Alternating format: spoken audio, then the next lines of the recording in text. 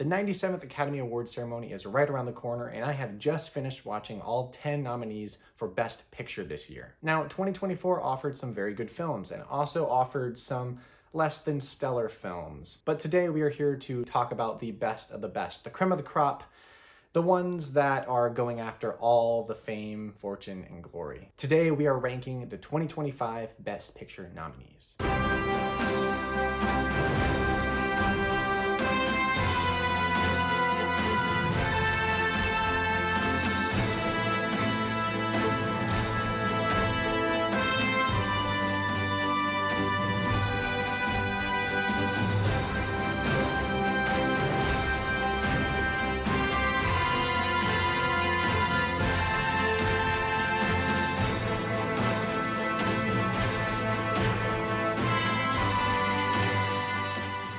Let's hop right into it with number 10, Amelia Perez. So there's a lot to talk about with this film. I mean, right out of the festival circuit, it was a buzz with all sorts of, award contention, conversation, and controversy. This is probably one of the most controversial films of the year, and it's only gotten worse as it's gotten closer to the Oscars, with some truly heinous things said by one of its leads to some questionable things said by its director, and all sorts of controversy surrounding representation of trans people and representation of Mexican people. It's crazy that this film not only has earned the amount of awards that it's gotten already, but it also leads the Oscars with the most amount of nominations this year. It's truly absurd. Well-intentioned or not, this movie is just not good, and it's truly baffling to see just how much praise it's gotten. And it's also just like crazy to see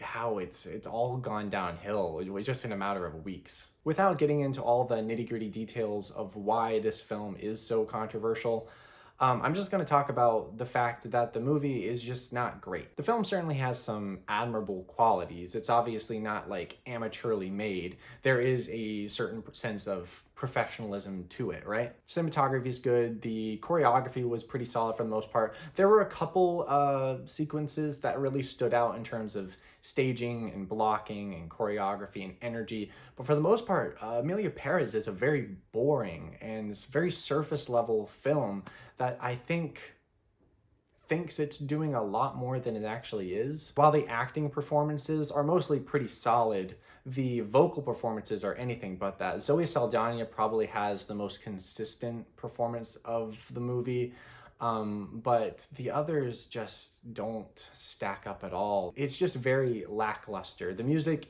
isn't memorable. There are some truly laughable ones, like the musical sequence that everyone has seen talking about all the procedures that happen when you're transitioning. I mean, that one is just crazy. Lyrically, this is all over the place. It's sometimes laughable, it's cringe, it's awkward a lot of the time, and it just doesn't translate particularly well. The story is well-intentioned, I think, but it just doesn't really have anything to it, and it's just not the most engaging. It's really a kind of a strange mishmash of genre, and the execution just is not it at all. I'm looking over what this film is nominated for, and it's just truly baffling how this is nominated for Best Editing. I think that was one that really stuck out to me. Best Adapted Screenplay makes no sense. The all the acting ones and director, it just, no. Original song, no. Certainly not Best Picture. Like, this is the one I can confidently say definitely, like, there were so many films that were better than this, that could have been nominated and aren't. I feel like really the only nomination that this film got that makes sense is makeup and hairstyling, which was impressive in the context of this film. But other than that, I really don't think it deserves any of the nominations that it got. And I'm super curious as to what film lover consensus or even public perception thinks of this film in like 10 years. Coming in at number 9 is Wicked. Now, I saw Wicked twice in theaters, mainly because the fiance really enjoyed it. I'm a little lukewarm to it. I certainly don't think it's awful, but I don't think it really reaches the heights of what it could have been. Now, I am removed from both the novel this is based on and the musical adaptation that this is loosely based on. So I really don't know where it's going. I wasn't familiar with the story or anything like that. But I can recognize that this film is pretty well made, at least from a technical standpoint. I think visually, this is one of the most impressive films of the year. The production design and set artistry are absolutely phenomenal, and they really immerse you into this world. The colors are great, the practical effects are awesome, and though certain sequences do get bogged down a little bit by too much CGI, I think it's used sparingly enough where it's not too distracting. I think Cynthia Erivo and Ariana Grande give two really great performances. They are definitely the highlights of the film, and the music is also top-notch. I mean, these are very catchy songs with very powerful vocals leading them. The rest of the performances, however, really didn't impress me. Michelle Yeoh and Jeff Goldblum, I think, were just off. Jeff Goldblum, I mean, was doing his Jeff Goldblum thing, but I don't know, nothing special there. Michelle Yeoh just seemed off her game. I don't know what she was doing here, and both of their vocal performances are very lackluster and just don't even compare to Grande and Erivo. The rest of the performances are kind of whatever, and honestly some of the characters are kind of annoying. I think the biggest issue with Wicked was its script. I felt like I needed more to it. You know, some of the relationships feel a tad underdeveloped, and I specifically wanted a little bit more between Cynthia Erivo's character and Michelle Yeoh's character, learning about her magic and stuff like that. We don't really get a lot to that. There's like one or two scenes. And then we get to the finale, which the finale is really good. The finale is probably the best part of the movie. And I am looking forward to see where part two goes with this, because again, I'm unfamiliar with this story. But I felt like the script here was lacking, and some of the tonal shifts and humor used it just didn't vibe with me too well. It's definitely not a bad movie, and there is a lot of craft to admire, but I don't know if I'll be able to fully appreciate this until seeing the next film. Next up at number 8 is Nickel Boys, and this was one I had heard a lot about, but really was unfamiliar with this story at all. I missed it in theaters, ended up catching it at home, and it's a really good, very sad story about two young boys back in the 60s going to reform school in Florida, and it just sucks. You know, it's not good, racial tension and all that stuff. It's just really sad. It's a really sad movie, and it left me feeling kind of bummed out. Finding out this was inspired by a real reform school back in Florida from back in the day was all the more painful. You know, I think this is a very important story that needed to be told, and it really makes you, you know, just look back and think like, what are we doing, man? You know, it has a lot of relevance in terms of socio-political thematics to the modern day, which is sad in its own way, but I think this is a film that everyone should see. That being said, I didn't love it. I think I admired this film a lot more than I actually liked its execution. This is very experimental, and I wasn't expecting it to be so experimental, even with the POV gimmick that has been kind of all over the marketing of this movie. It's framed from a first-person perspective from the two main characters, and it switches throughout the movie, which I thought was really cool. I like the narrative shift between perspectives. I just didn't entirely love the POV framing. I think sometimes it's cool, and sometimes it does offer some neat cinematography and visuals, but I think it was a little distracting at times as well. And that also goes with just how jumpy the edit is. We go back and forth through time quite a bit in this movie. And I think structurally that choice doesn't always land. Pacing can be a bit iffy at times, specifically in the latter half. I thought the first half was actually pretty solid, but that latter half does begin to waver a little bit, feel a little overlong. I wasn't too fond of all of the uses of archival footage either. Some of them were like immediate clicks, and it's like, ah, yes, I understand the parallel the director or writer is making with this. But other times they felt a little more obscure, and perhaps a second viewing will help clear up some of those things. But I've only seen it once, and I'm just going off of first time impressions. I do think because of some of these stylistic decisions and more experimental choices made, that sometimes the performances don't feel as real and authentic as they could either. It's weird, some of the performances were very like NPC at times, and there was just an awkward sort of dissonance to them that didn't read entirely well. Like I said, conceptually, this has a lot of interesting things going on, and I think the story is good. It's just the execution of bringing it all together didn't entirely work for me. Clocking in at number 7 is A Complete Unknown, and this probably feels like the most safe Best Picture nomination for the Academy. You know, it's a musical biopic based on a musical legend, Bob Dylan, and it's got, you know, one of the most popular leading male actors working today, Timothy Chalamet, right? Everything kind of comes together, and that's not to say it's a bad movie. I like this quite a bit. It's just it does feel safe, and I don't know if it entirely deserves a Best Picture nod. Timothy Chalamet, however, is terrific in the role, specifically in his physical acting as Bob Dylan, and I mean, the vocals are very impressive as well. He had to have done a lot of training for this, and it really shows. Edward Norton and Monica Barbaro are also fantastic in this. Those were probably my two favorite performances from the film, actually. I thought both of them were terrific. And honestly, Edward Norton is my personal pick to win Best Supporting Actor. But yeah, this was good. I mean, James Mangold's direction is solid. The production design and attention to detail for the era specifically is a major highlight of the movie. And everything's shot well, the sound and music are phenomenal. And it's just a good movie, you know, nothing crazy. I do think I would have liked a bit more substance to the plot. I've seen some people compare this to like a speed run of Bob Dylan's Wikipedia page, which I kind of get. I think that's a little dismissive and there is a bit more nuance, but I do understand, you know, wanting a bit more from certain characters and certain relationships, because I did want that as well. Coming in at number 6 is The Brutalist, and this was quite the challenging epic. This is a modern American classic, in my opinion. I mean, it's certainly flawed, and I'll get to that in a second, but what Brady Corbet was able to accomplish with less than $10 million is nothing short of astonishing. This is a deeply layered, complex look at immigrant life coming to America post-World War II, trying to, you know, make the American dream, and all the challenges and obstacles and injustices that happen to come this guy's way. It's a super tough watch at times, yet it's one that's super provocative and really makes you think, but it also hits you with the feels. I thought the first 2/3 of this film were incredible.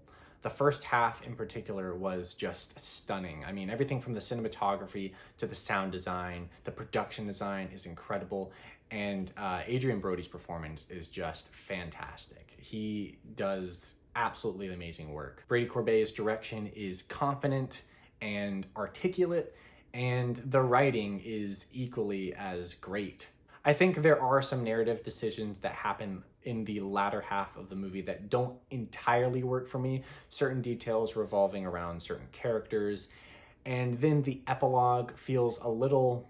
I still don't entirely know what to make of the ending as a whole, but it is something that I've gone back to thinking about time and again since seeing it. I've only seen it once, but it's definitely a film I will have to see again, because it just leaves you with so many questions and it really makes you think on things, and that's what a really good film does. And the score is absolutely phenomenal. I really enjoyed the score throughout. It's just a visually incredible film, and from a technical standpoint, incredibly well made. I was a big defender of Vox Lux, Brady Corbet's previous film, and this one, while I don't think is as good as Vox Lux, this one is just an entirely different beast, you know, completely different movie, completely different vibes, but such an achievement. Coming in at number 5 is I'm Still Here. This is a Brazilian film which has apparently like taken the world by storm.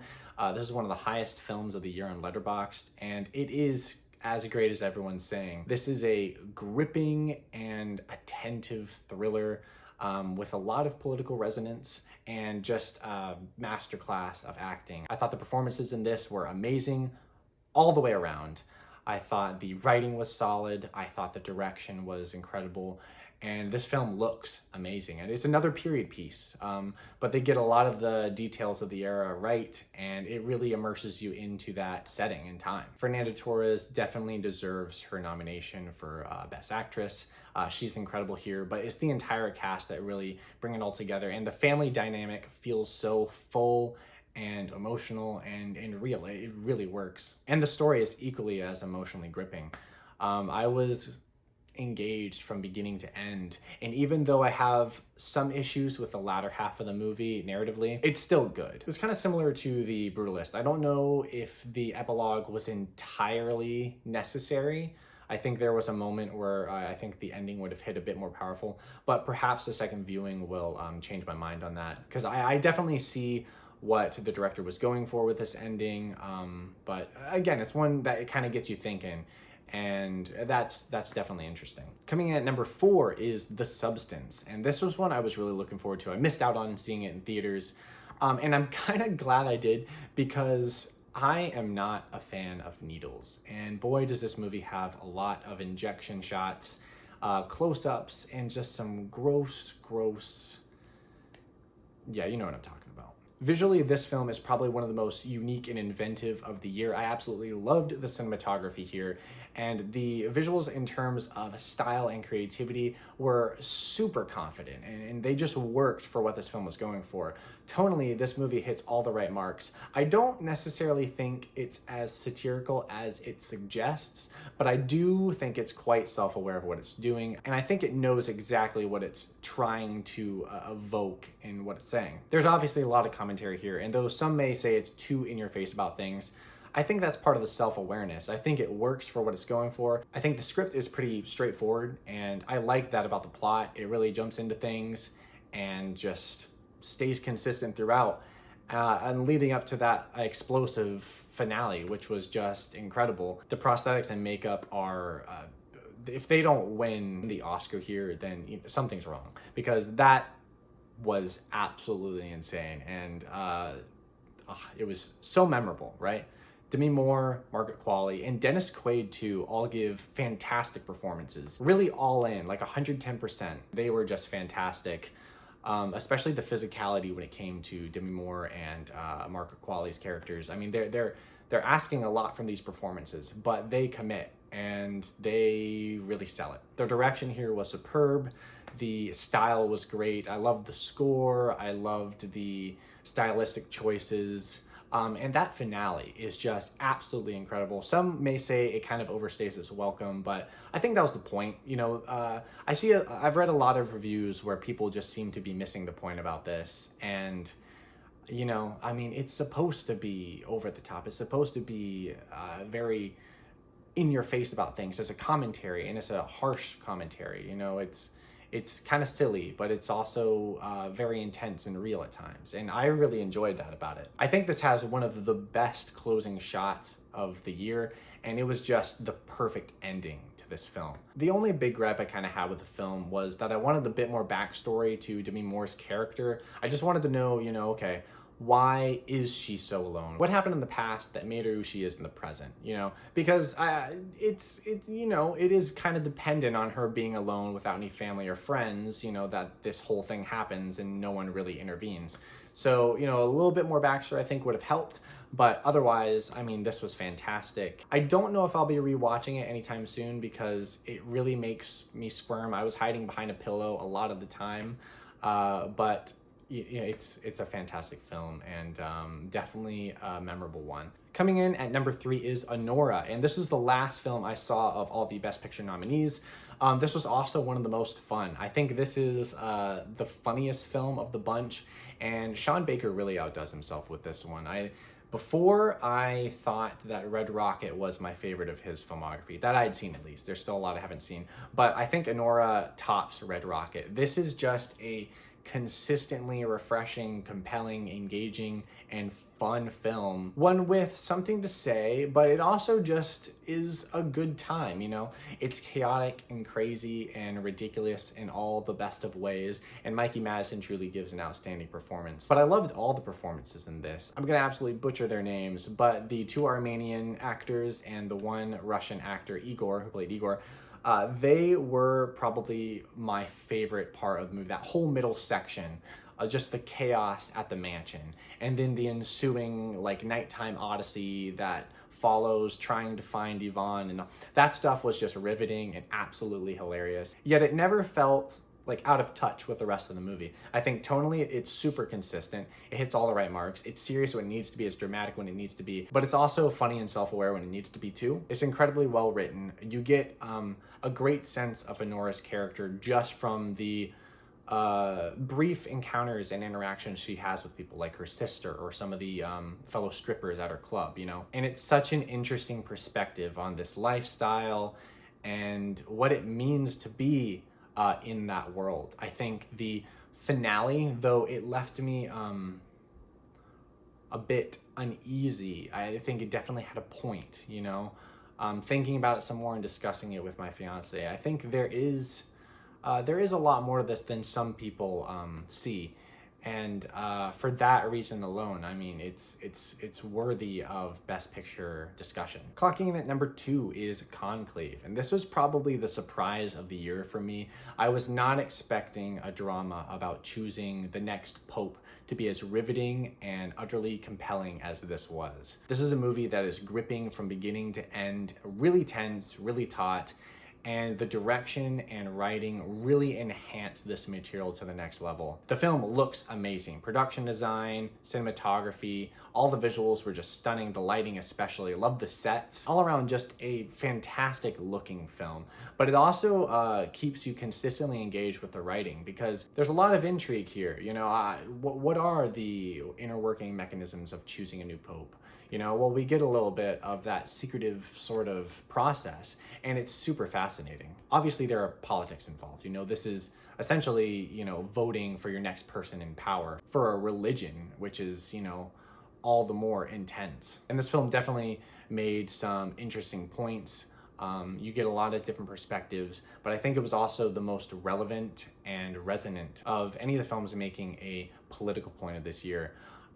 It was really interesting to watch this right before inauguration. Really enjoyed the score for this one, and all the performances are absolutely fantastic. Ralph Fiennes is brilliant, and I really liked some of the supporting cast as well. And everything feels so real. Tonally, this is super consistent. It's paced incredibly well, and it's just a really, really solid film. Some people may see the ending as a bit too cheesy or unrealistic, but I felt it made a very interesting decision. I thought it was being hopeful. I wouldn't be surprised if this goes hard at the Oscars. And so that means coming in at number 1 is Dune Part 2. And this was just, you know, the epic of the year. I love the first Dune. I think the first Dune is incredible. Such amazing world building and setup for this bombastic, bigger and better sequel. Who knew that Denis Villeneuve could top himself with Dune Part 2? But I mean, this is just everything you wanted leading up to this movie. It's got action, it's got suspense, it's got tension. Everything kind of comes together narratively in a bigger, more impactful way. And it was just incredible to watch in theaters. This is an amazing visual feat, but it also has incredible storytelling, and the acting is phenomenal. I mean, this is a near 3-hour movie, and it's paced incredibly well. I only saw this once, which I'm a little disappointed about. I wish I had seen it again. I do have it.